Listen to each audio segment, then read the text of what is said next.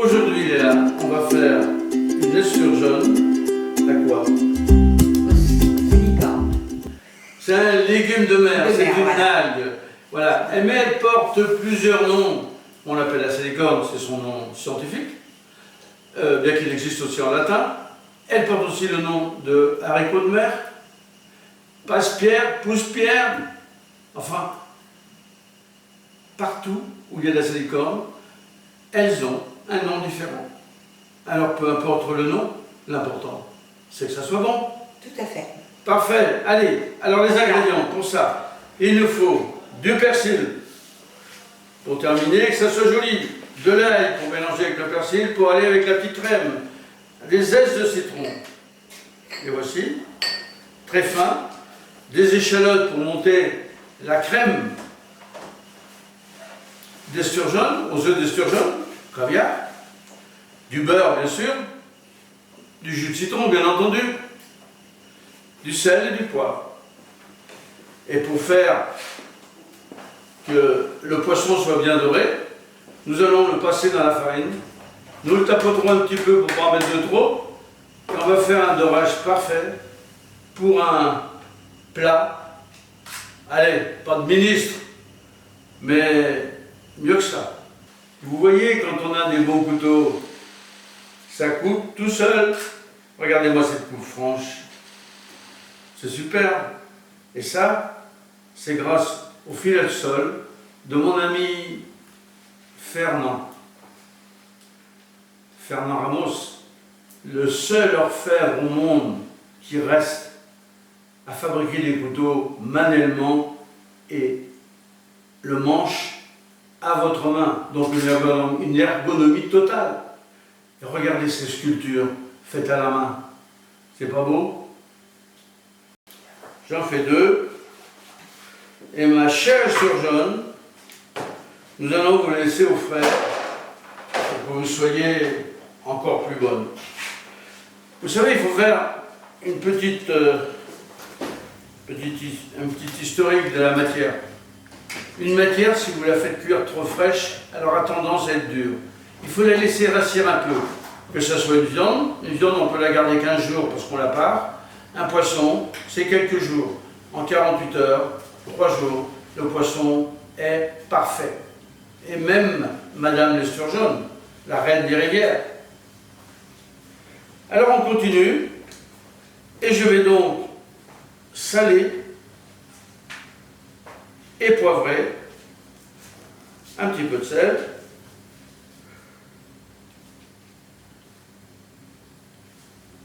un petit peu de poivre, voilà.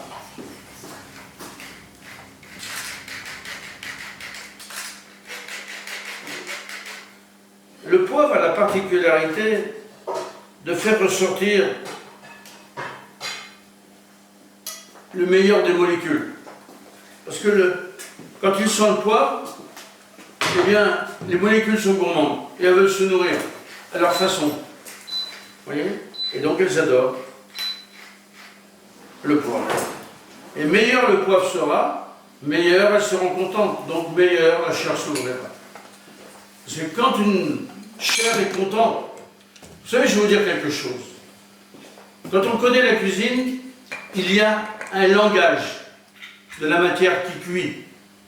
Une sole qui cuit dans une poêle, elle fait... Et là, lorsqu'elle est cuite, le son s'arrête. Donc vous savez qu'elle est cuite. Vous avez le poulet qui cuit dans un four.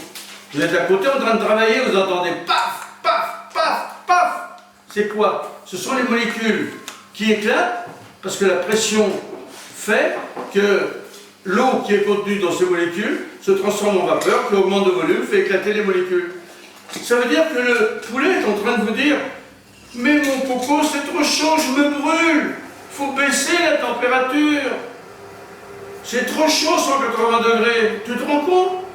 Je suis en train d'assécher tous mes blancs et mon solilès. Baisse le four. » Et ainsi, quand on cuit des produits, prenez un œuf. À un moment, l'œuf, eh bien, quand vous allez le décoller, vous verrez qu'il accroche. Puis à un moment, il n'accroche plus. tout simplement, si vous écoutez bien, eh bien, il y a un moment, il arrêtera de crépiter. Et quand il arrête de crépiter, c'est que l'œuf est cuit. Et puis, il y a plein d'autres. Prenez une purée, par exemple. Vous montez votre purée au beurre. Et là, à un moment, vous êtes en train de la tourner avec votre cuillère en bois, parce que tourner une purée, c'est toujours avec une cuillère en bois, et si possible du buis, que le contact du buis et de la purée, de la pomme de terre, donne une qualité supplémentaire. Et bien à ce moment-là, il y a un moment où la purée, elle va se décoller toute seule, elle va se mettre en boule, un peu comme une mayonnaise. Il faut surtout s'arrêter. Elle est en train de vous dire, je suis prête. Maintenant, il faut me mettre dans l'assiette pour qu'on puisse la manger. Après, ça sera trop tard. Alors, il faut apprendre à connaître cette poésie des mots qu'on ne prononce pas, mais qu'on monte. C'est ça, une vraie cuisson. Allez. On va mettre un petit peu de beurre, on va faire mousser le beurre. Vous voyez? Les lâches, il met peu à peu. Maintenant, elle commence à... Elle a pris l'habitude. Et maintenant, elle voit que c'est pas plus compliqué qu'autre chose. Vous savez, Léla est une très très bonne cuisinière. Et moi, ce qui m'a plu, c'est que j'ai remarqué que dès qu'elle voyait quelque chose, c'était rentré dans sa tête, à jamais. Et elle reproduit immédiatement.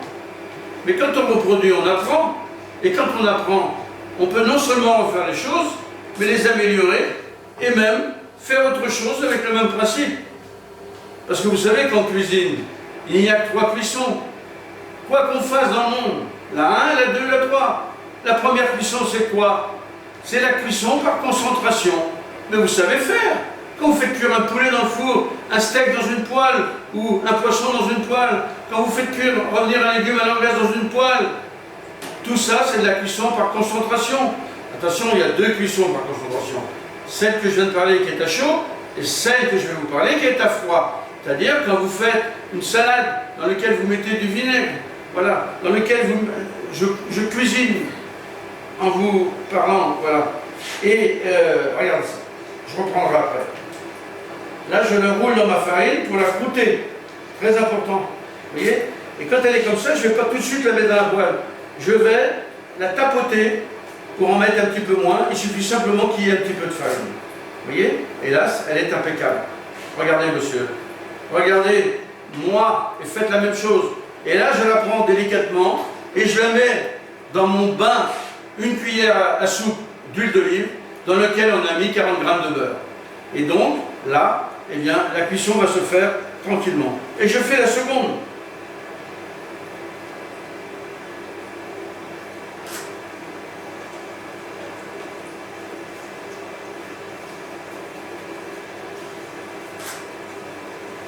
Voilà. Alors, je vous disais, je vais vous parler des 3 cuissons.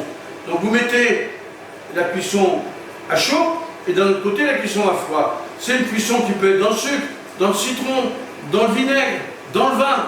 Ce sont des cuissons à froid. Mais ce sont des cuissons par concentration, parce qu'on cuit la matière. Après, il y a le contraire. Il y a la cuisson numéro 2. C'est la cuisson qu'on va mettre, où on va mettre le produit dans l'eau à dégorger. Quand il sera bien dégorgé, eh bien, on le retire, on le remet dans l'eau avec des petits légumes, etc. Et on le fait cuire pendant 1h30.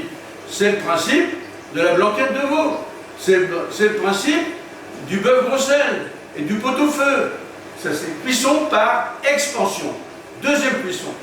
Et la 3e, et il n'y en aura pas d'autre. La 3e, c'est la cuisson mixte. C'est-à-dire, vous commencez par dorer dans un peu d'oignon et un peu d'huile que vous avez fait chauffer. Voilà. Attention qu'elle ne fume pas, parce qu'une huile qui fume se déstructure, et donc elle dégage des carbones qui sont très mauvais pour la santé, parce que le carbone est cancérigène. Donc il faut faire très attention. Hein, une huile ne doit pas fumer. Donc vous mettez à revenir votre viande sur toutes ses faces, et vous la singez. La singer, c'est quoi? C'est ceci. On prend un petit peu de farine, et on l'étend sur la matière. Ça va être votre fond de sauce par la suite. Donc vous remuez bien vos matières, vos viandes ou vos poissons dans cette mixture. Et quand c'est bien doré, eh bien vous n'avez plus qu'à ajouter votre bouillon, qui est souvent un bouillon corsé, avec du vin, sans vin, avec des choses que vous avez pré-cuites dedans, et vous laissez ça à cuire selon la matière, jusqu'à 3 heures pour un bœuf bourguignon par exemple. Vous voyez, alors on peut faire un haricot de mouton, bœuf bourguignon, enfin il y a plein de plats, ce qu'on appelle des fonds de braisage. Alors, regardez-moi ça, comme c'est superbe. Regardez ce jus de cuisson. Regardez. Tac. Regardez. Regardez comme c'est beau, c'est bien doré, c'est pas brûlé. Regardez. Ben c'est Léla qui l'a fait. Bravo Léla. Mais dites-moi, en voix off, puisque vous êtes à côté de moi, vous avez mis quoi là? Ben, j'ai rajouté un peu de jus de citron et des zestes de citron. Et des échalotes aussi, avant de le mettre au four. Eh bien, puisqu'il est temps de mettre au four mettons. Tu l'as fait, non, quand elle rentre. Et là, on va le laisser, on ne le met pas à cuire, on le garde au chaud, parce que nous allons faire la suite de la recette devant vous. Donc on le met à 60 degrés. À 60 degrés. On ne dépasse pas 60 degrés, c'est pour le garder au chaud. Au-delà, il cuirait trop. Bien. Alors, chers amis, nous allons continuer, puisqu'il va falloir maintenant mettre à cuire les salicornes. Alors, les salicornes, on vous l'a dit, ce sont des haricots de mer, ce sont des passes-mûres, ce sont des passe-pierres, ce sont plein d'autres noms en fonction des régions. Mais avant tout, les salicornes, c'est ceci. Regardez, ils sont bien mouillés. Regardez. On les a bien épluchés, ils sont bien propres. Et c'est ceci.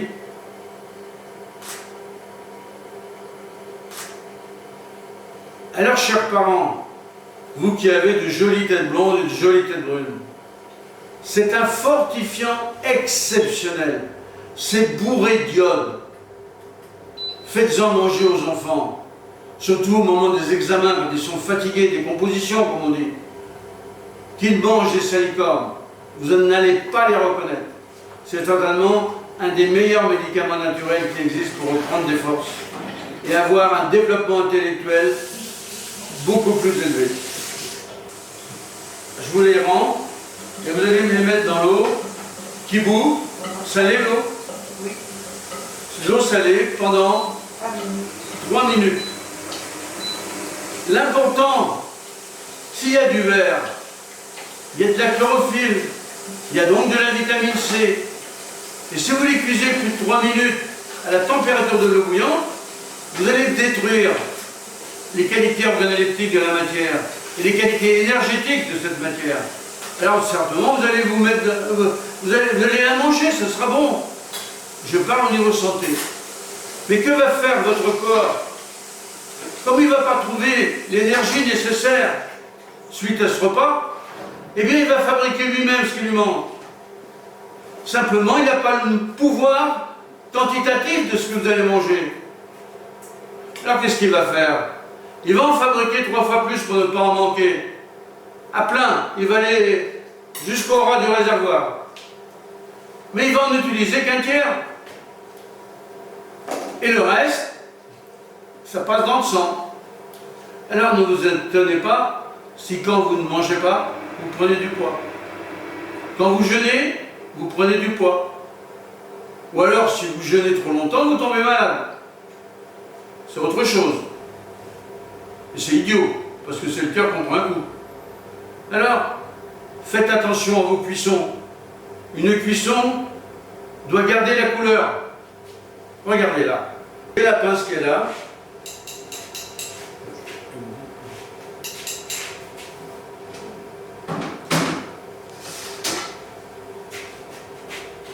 Voilà. Je prends mes haricots de mer, les salicornes, vous voyez. Et là, je vais les poser là. Regardez la couleur. On est d'accord? On est bon au niveau du temps? Alors regardez la couleur. Encore une minute. Ah bon, alors je les remets à finir de cuire ces Montgumines. J'en ai quelques-uns là. Voilà. La couleur, elle est intacte. J'ai pas besoin de mettre, comme certains font, du bicarbonate de soude ou je sais pas quoi. Non. Naturel. Le temps et la température sont les amis du cuisinier qui sait faire. Le temps et la température sont les ennemis du cuisinier qui ne sait pas faire. Ok? Alors vous jugerez par vous-même. Quand vous sortez un artichaut de votre cocotte minute et qu'il est noir ou marron, vous avez tué les vitamines, donc il n'est plus protégé et l'oxygène le fait s'oxyder. Il devient marron. Et là, regardez, elles sont parfaites en couleur, l'oxygène ne peut pas rentrer, il est repoussé par la vitamine A et B. Voilà. Et là, regardez, j'ai une couleur qui est telle que je la voulais. Par contre, si je la laisse trop longtemps, ça finira par détruire les vitamines A et B, je suis à 90 degrés, donc là aussi, il faut aller relativement vite pour les faire refroidir. Alors donc l'idéal pour les faire refroidir, c'est de les retremper dans l'eau froide pour éviter le problème. Elles vont baisser en température et elles garderont, vous fixerez à jamais la couleur. Voilà. Alors, maintenant, qu'est-ce que nous allons faire? Tout simplement, nous allons faire cuire un petit peu l'ail dans l'huile qui est déjà chaude, ou presque.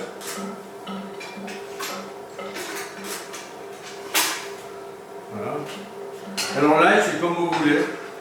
Alors il y a aussi la solution qui consiste à passer l'ail avant dans de l'eau bouillante et de le faire blanchir un petit peu pour qu'il soit moins agressif.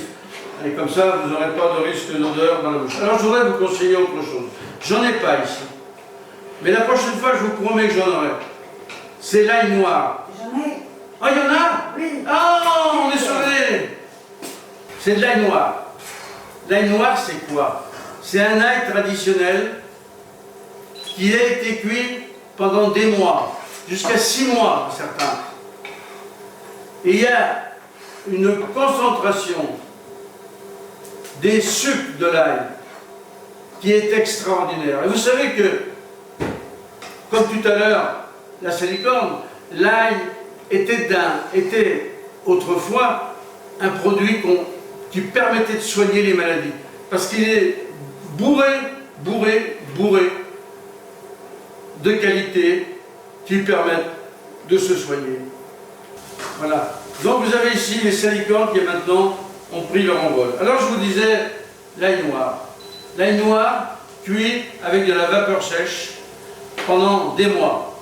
Et plus il cuit, meilleur il est. Et donc, vu qu'il n'est pas agressif par la température, il garde toutes ses qualités organoleptiques et nutritives. Et apporte au plat une réalité fondamentale au niveau du goût. Alors je vais l'éplucher devant vous. On va mettre 2 gousses, ça suffit. Et la grande prêtresse en France j'allais dire de l'or noir, mais c'est l'ail noir, elle s'appelle Josie Duval.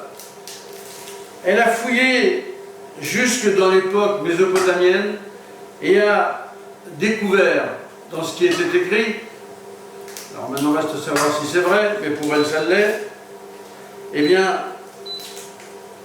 toutes les valeurs et comment les gens se soignaient avec de l'ail noir à cette époque. Et je peux vous dire que moi, après mon accident, ça fait partie des produits que j'ai ingurgités. Voilà l'ail noir, une gousse, parfaitement cuite. Et je ne peux pas vous faire sentir l'odeur, mais c'est dommage que vous ne soyez pas là, mais vous y êtes par la pensée. Vous avez cette odeur de cuisson fumée, l'odeur de l'ail ne retransmet pas, c'est un autre goût. Attention, l'ail noir ne pousse pas noir, hein. Il pousse blanc. C'est de l'ail blanc qu'on fait cuire. Voilà. Et dites-vous bien que vous cherchez sur internet Josie Duval, l'ail noir de Josie Duval. Elle vous racontera tout, elle vous dira tout. Parce qu'en plus, elle aime son métier. Et croyez-moi qu'elle se fera un plaisir de vous le raconter. Alors voyez, notre rôle, ce n'est pas uniquement de vous montrer la cuisine. C'est aussi de vous parler de la nutrition et de vous conseiller ce qui fera du bien, avant les examens, que vos enfants fassent une cure d'ail noir. Vous m'écrivez, Pierre Marchesso, je vous donnerai l'adresse, pierremarchesso@gmail.com. Je ne donne pas quand même mon téléphone, ma femme ne serait pas contente. Alors c'est pmarchesso@gmail.com. Vous m'écrivez et je vous donnerai tous les renseignements que vous pourrez avoir besoin et les adresses des gens dont je parle. Comme ici, au château La Tuilière, à côté de Neuvik, sur les bords de l'île, un endroit absolument bucolique, reposant, où on retrouve le sommeil. Moi, je l'ai retrouvé depuis 3 jours que je suis ici.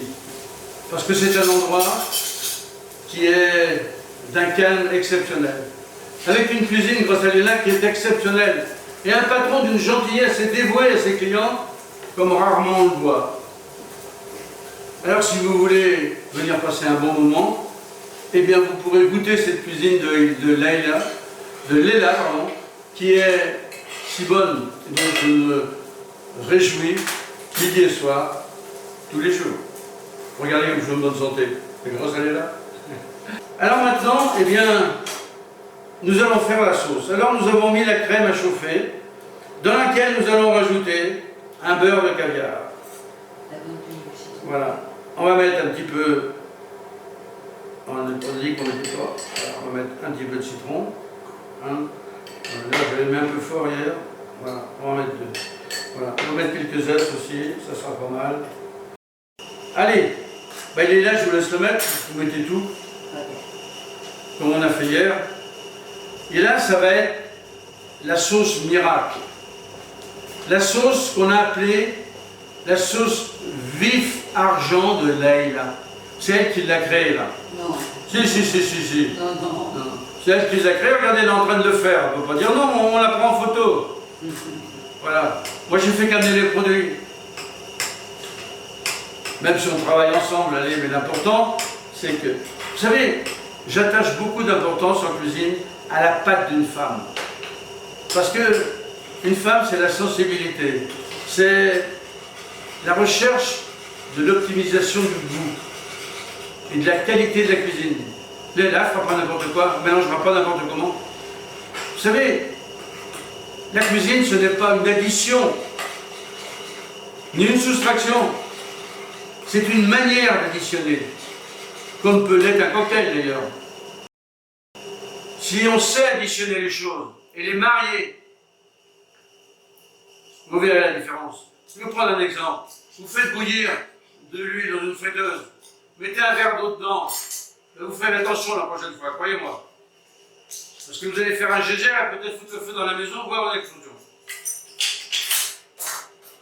Par contre, si vous faites des frites cuites à l'eau, dans lesquelles vous trempez tout doucement dans l'huile chaude, il y aura un petit geyser, mais il n'y aura aucun problème.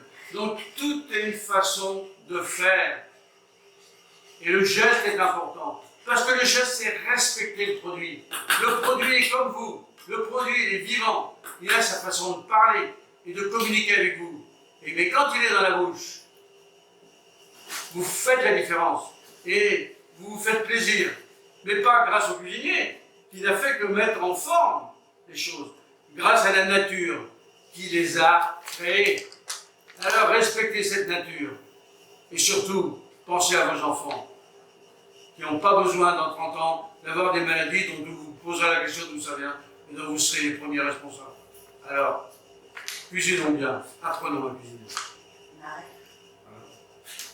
Alors la sauce, elle est prête, elle est là, elle est faite. Pardon. Alors ce qu'on peut faire aussi, vous me donner un petit fouet. Voilà. Ce qu'on peut faire aussi, une chose pour la terminer si on veut, c'est un petit peu la fouetter à la fin.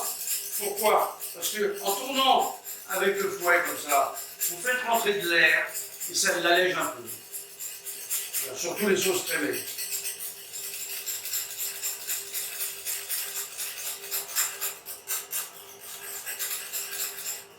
Elle est parfaite, hein? Ouais. Oui, du premier coup. Vous voyez que C'est amusant parce que hier, Léna, elle n'a pas voulu la faire. Aujourd'hui, elle l'a fait. Elle n'a pas changé entre-temps. Elle a simplement regardé, mais elle dit, je suis capable de le faire, ça. Ben oui. Il suffit de le savoir, simplement. Vrai ou faux, Léna? Tout à fait. Vous avez raison.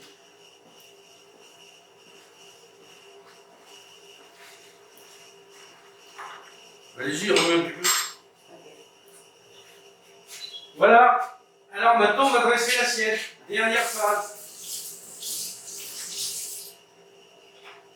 C'est toujours la phase que tout le monde attend.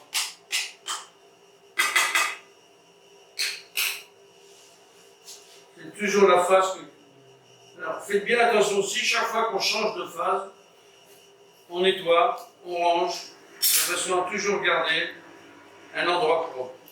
Voilà. Et là, on va enlever tout ce qui est là, parce que le dressage, c'est ce qu'on appelle la fin de la grand-messe. C'est presque le moment où on hostie la messe.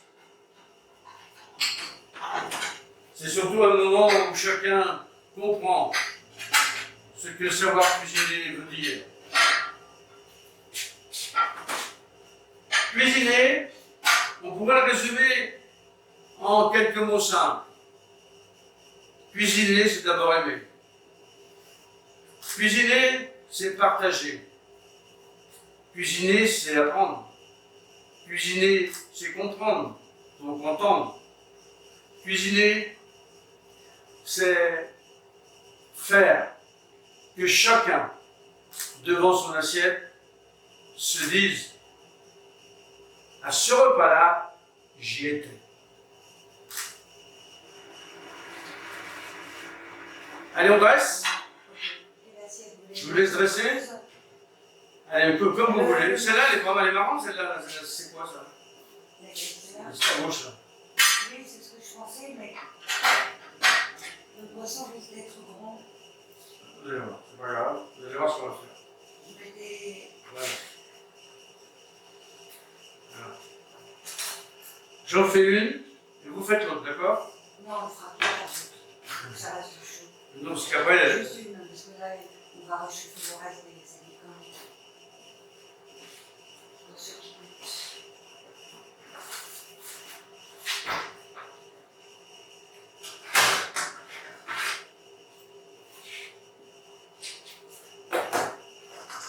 Je vous donne un.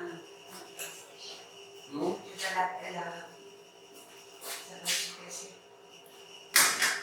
Merci.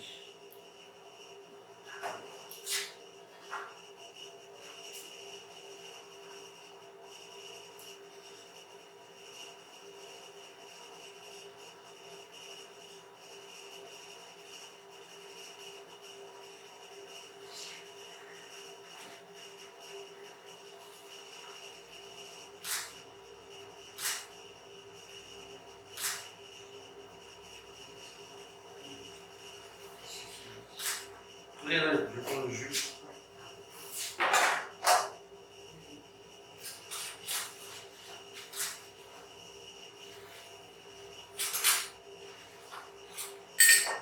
C'est un peu délicat. Ça demande un petit peu de concentration. Ça, c'est pour le faire briller un peu devant la lumière de notre caméraman. Voilà. Donc, ça, je le rends à là.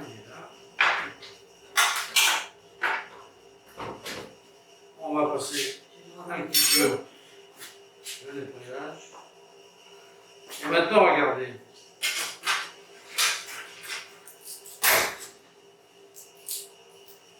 Là, je mets.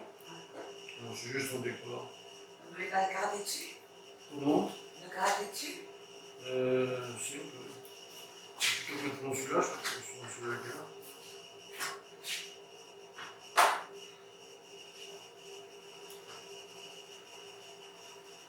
Je l'avais écrasé. Voilà.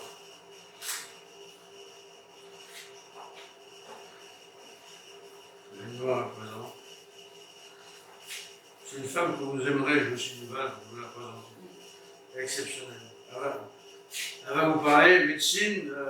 Moi, je me casse un moment, j'en ai marre. Mais elle est complètement prise dans son truc. Elle est intéressante, elle est très riche intellectuellement. Je l'ai beaucoup lu. Et sa sœur, elle a aussi de la médecine.